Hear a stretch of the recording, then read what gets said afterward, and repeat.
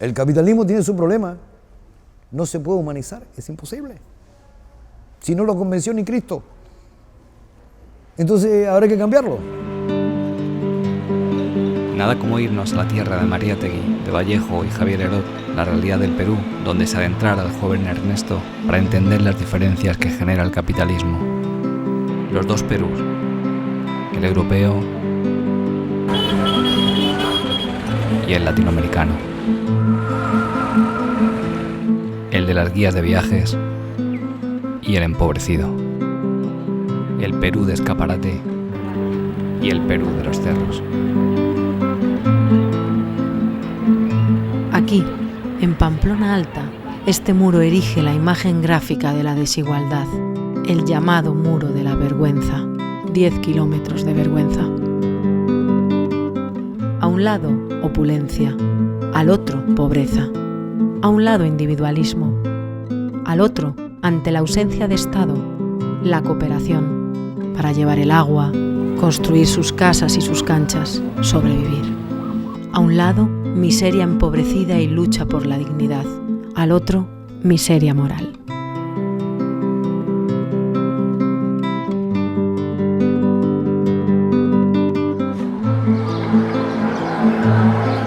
Existen otros muros, los de las cárceles. En esta, la cárcel de Tacumbú, en Paraguay, cumplen condena a compañeros inocentes. Como los campesinos de Curuguaté, montaje que justificó el golpe de Estado a Lugo, hoy en libertad demostrada su inocencia. Y los seis campesinos paraguayos, quienes nos enseñaron que el verdadero cristianismo es siempre revolucionario. Pero la mayoría de presos que pueblan las cárceles vienen de barrios empobrecidos, como este, los llamados bañados por la subida del río que a menudo les inunda.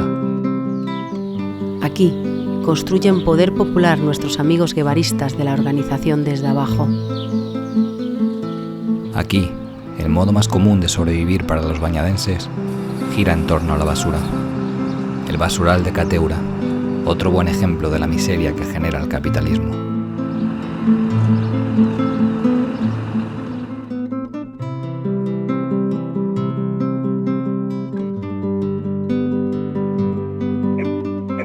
El capitalismo, cómo acabar con ese monstruo, cómo acabar con tanta violencia.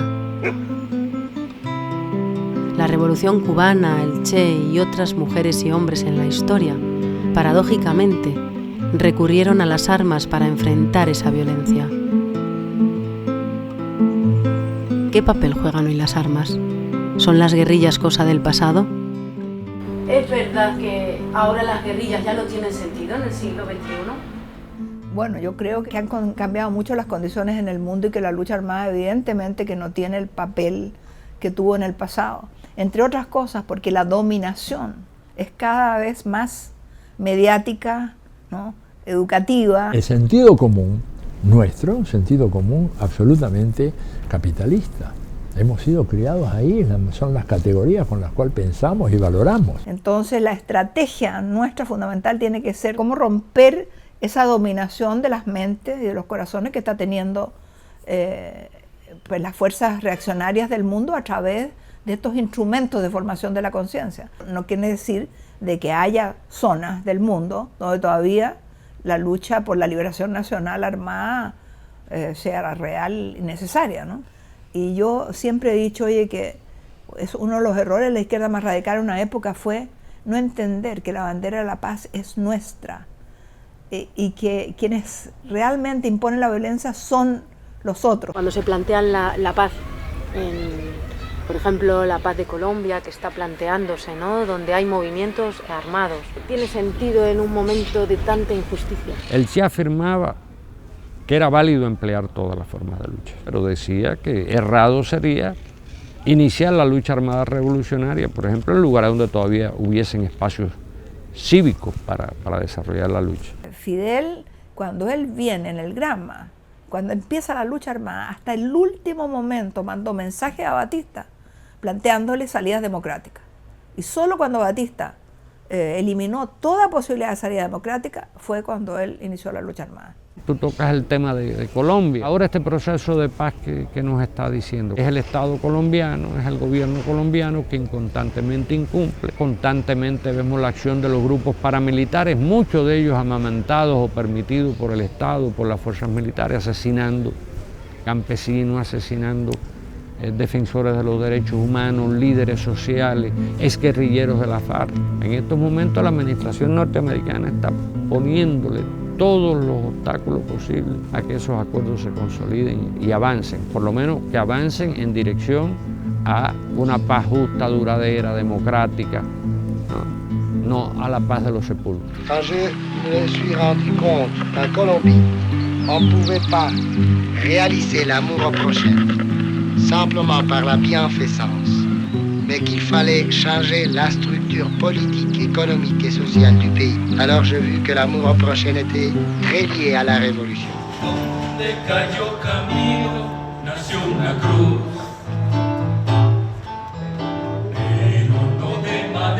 Camilo Torres, el llamado cura guerrillero, murió en combate un año antes que el Che.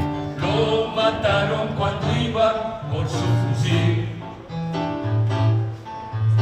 Camilo Torres muere para vivir. Cuentan que tras la bala se oyó una voz. Era Dios que gritaba revolución. Hoy, el Ejército de Liberación Nacional, del cual formó parte, sigue en los montes de Colombia, buscando la posibilidad de una paz con justicia social. La sotana, ni general. Que en la guerrilla cabe un sacristán. 40. Pues por nosotros no hay problema, no es por ustedes. Ya, bueno. Ya llena, arranquen.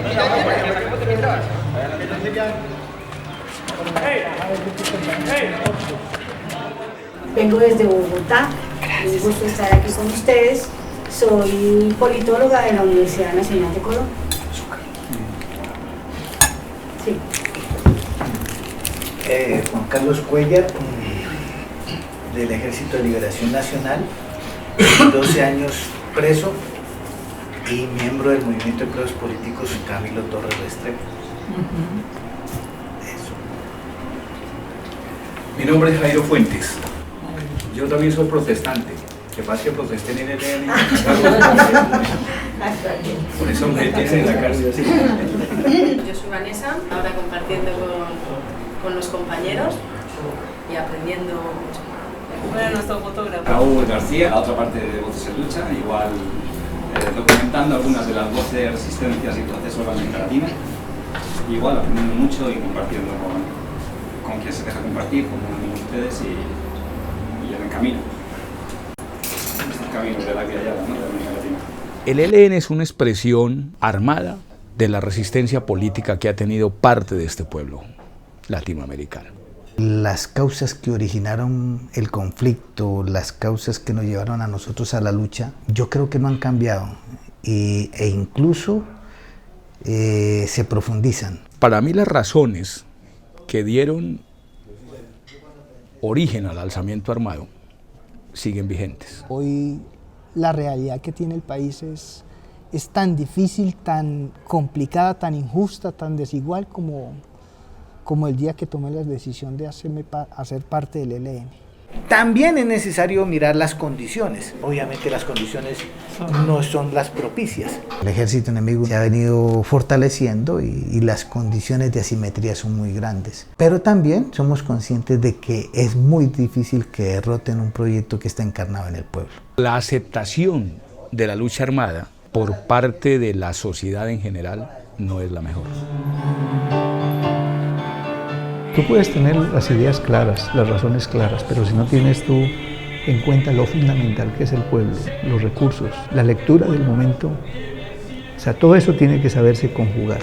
Eso no quiere decir que la lucha armada no tenga validez. Siempre será una opción. Eso lo determinan las condiciones. Ah, claro, nosotros aquí también nos hemos venido liberando ¿de qué? de algunas premisas que nosotros se han venido universalizando a veces, por ejemplo, asociar solamente a revolución con lucha armada. O también decir que la lucha armada no tiene nada que ver con la revolución, por ejemplo. Pues tampoco. Fidel Castro, en un discurso que pronunció en la Universidad de Caracas, cuando la primera posesión del presidente Hugo Chávez, decía: no me pregunten cómo hacer una revolución en Venezuela porque no sé. Lo que sí les digo es que va a ser difícil, que van a tener muchas dificultades y que el contexto actual no es el mismo que teníamos en 1959 cuando triunfó la revolución cubana.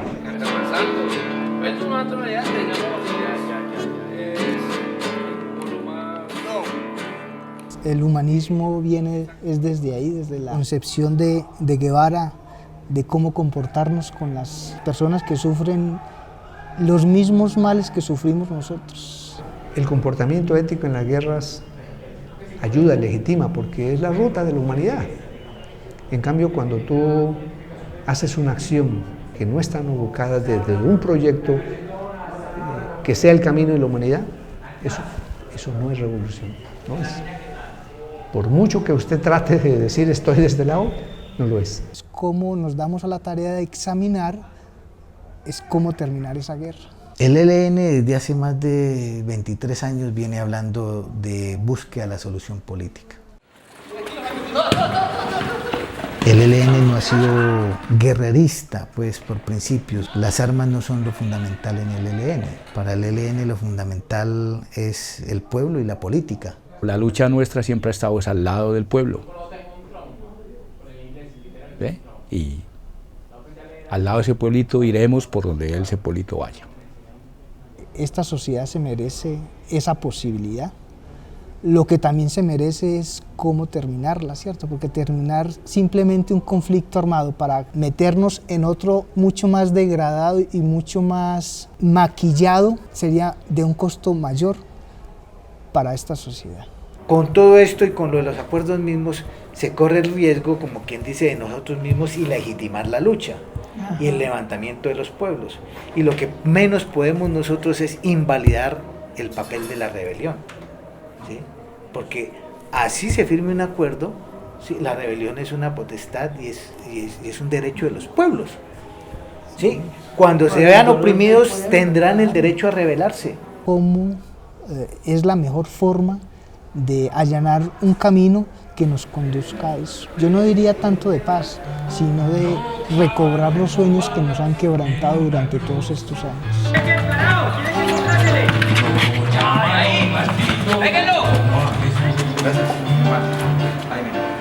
¿Qué otras posibilidades también de revolución se puede dar para que logremos el triunfo y que podamos avanzar hacia la emancipación de la gente? A combatir. Camilo Torres muere para vivir. Y como decía el padre Camilo Torres precisamente, no es al pueblo al que le corresponde determinar cómo se va a tomar el poder. Es a la oligarquía. Plutôt demander à l'oligarchie comment est-ce qu'elle va donner le pouvoir. Si elle va le donner d'une façon pacifique, je crois que nous allons le prendre d'une façon pacifique. Mais si elle va le donner d'une façon que violente, alors nous allons le prendre d'une façon violente. Las formas de lucha que utilizan los revolucionarios no las deciden ellos, lo deciden las clases dominantes. Y el Che era muy afirmativo en eso, decía, bueno, frente a la violencia contrarrevolucionaria, nosotros tenemos que proclamar la legitimidad de la violencia revolucionaria del pueblo para defender. Prepararnos para la guerra es como evitarla. La necesidad que tiene Cuba de prepararse bien preparada para una guerra de todo el pueblo, porque nosotros no tenemos armas para guerrear con Estados Unidos, pero lo que sí tenemos es la posibilidad de resistir y hacer imposible que tomen este país.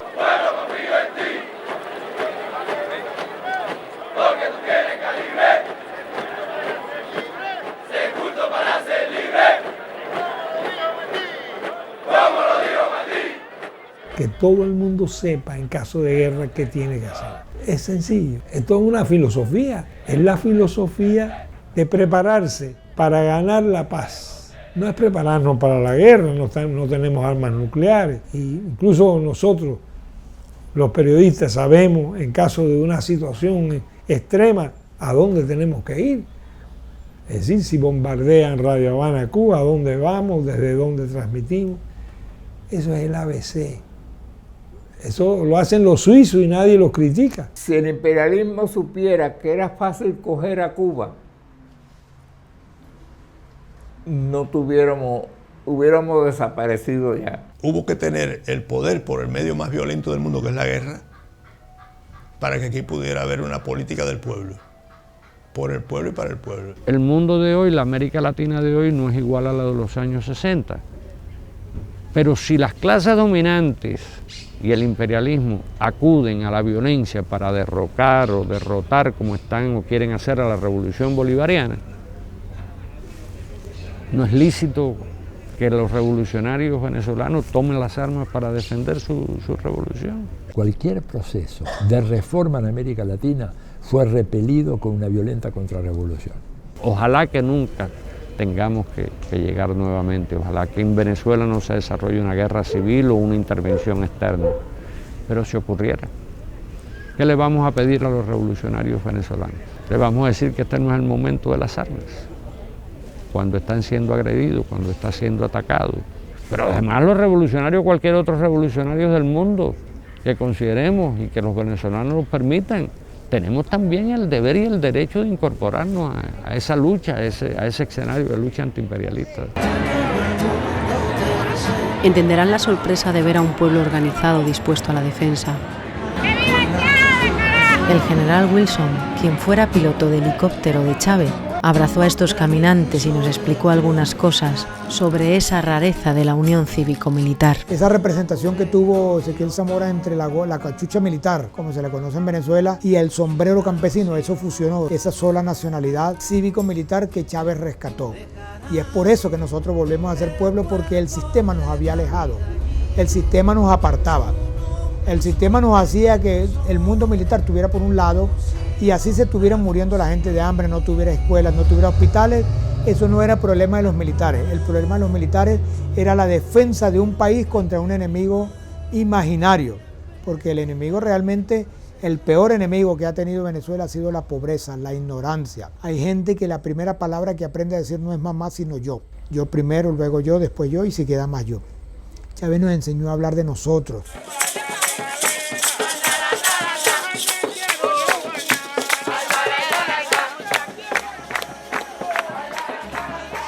Nosotros luchamos por nuestra patria y estamos dispuestos a morir. Y el que crea que no es así, que venga y se meta, para que vea que se va a conseguir un pueblo aguerrido y luchador y que no lo van a doblegar. Sin embargo, el monstruo sigue arremetiendo. A través de distintos métodos, asistimos a un nuevo avance de la derecha en América Latina. Los enemigos de ayer siguen siendo los enemigos de hoy. El golpe parlamentario en Paraguay, donde terminaron echando al presidente, el golpe en Honduras. Utilizando un método u otro, porque ya los golpes de estados militares ellos saben que no pueden recurrir ahí, pero utilicen otro tipo de golpe de estado. El golpe jurídico, institucional, mediático contra Dilma Rousseff en Brasil. No corren buenos tiempos para la revolución. ¿Cómo vería el Che todo esto? La eterna pregunta, ¿qué hacer? Como diría César Vallejo, hay, hermanos, muchísimo que hacer. Toda alternativa en cualquier país del mundo y particularmente con lo que hemos construido en América del Sur tiene que hacerse del lado de los sectores populares, creer en las capacidades que tiene el pueblo, y eso lo tenía claro Chávez. Frente a cada arremetida a la derecha, Chávez lo que hizo fue impulsar más y profundizar más el proceso. Necesitamos mucho más organización del campo popular, mucho más compromiso, mucho menos sectarismo y mucho más entender que nadie es el dueño de la verdad, que no somos la vanguardia iluminada y maravillosa que va a llevar a nuestro pueblo a la toma de la Bastilla, ni a tomarnos el cielo por asalto, sino que aquí tienen que estar los cristianos y no cristianos, los que creen y los que no creen, los que sueñan y los que tienen un compromiso, pero un compromiso que debe ser fundamentalmente ético, moral, que debe tener altos principios. No podemos negar realidades. Aquí hay males fundamentales. La burocracia es uno de ellos. Chávez lo decía, rompamos los muros, convirtámonos en servidores públicos, salgamos de esas 4 paredes y caminemos y vayamos al pueblo. La corrupción metida, y es un problema cultural, no es nuevo, no pueden decir que es de la Quinta República, eso es heredado. Uno tiene dentro de las venas ese capitalismo sembrado y eso es lo que hay que tener cuidado. Si tú quieres hacer un cambio real, tienes que pensar de que tomar el gobierno puede ser una primera etapa, pero desde la cual tienes que lanzar un gran proceso de organización del campo popular para que te dé la apoyatura, la fuerza, la correlación que te permita realmente quebrar la mano de la derecha. La revolución no puede consistir solamente en acabar con lo que es necesario acabar. Tiene que tener sobre todo creaciones. Y en ese sentido es la creación de cultura política a un grado tal que incluso no se diga que los políticos atienden a la cultura, sino que la política es una forma cultural. Y de eso todavía no estamos tan cerca. Nuestra fuerza, y eso lo entendió Chávez, está en construir organización popular. La correlación de fuerza, que es negativa en el comienzo y que vamos a ir transformando, tiene que ver con la forma en que vamos organizando al pueblo. La toma del poder es absolutamente fundamental, entendiéndola como la construcción de una nueva relación de fuerzas entre dos campos, el campo, digamos, popular o el campo de la revolución y el campo de la contrarrevolución. Yo creo que primero tenemos que aprender a querernos y después aprender a coincidir. Porque hay un tema, el poder, el problema es dónde está el poder. En la Casa de Gobierno, en el regimiento de la esquina, en la Casa de la Moneda, en el banco. El poder está aquí. El poder está en la conciencia de la gente, el poder está en la conciencia y en el corazón de la gente.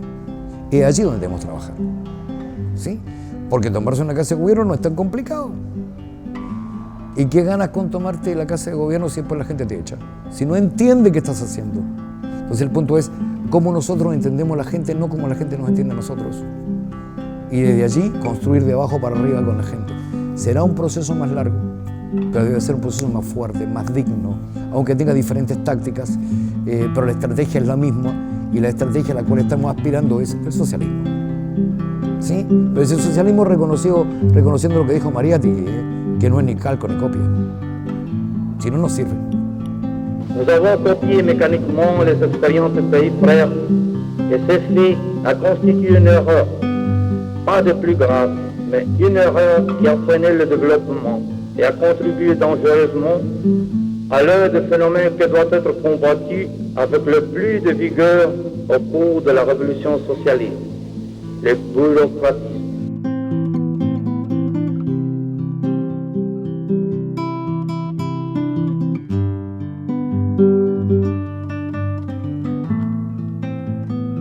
¿Dónde vas, corazón?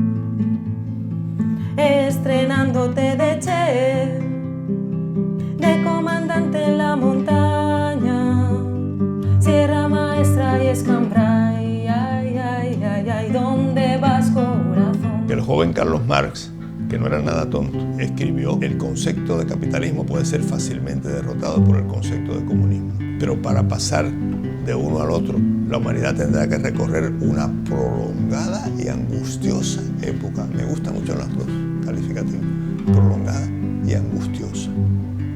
Como tengo vivencia de ambas cosas, me gusta más. No es algo que uno deba dejar de lado diciendo que los burgueses son malos, porque se trata de creaciones. En tierra bolivariana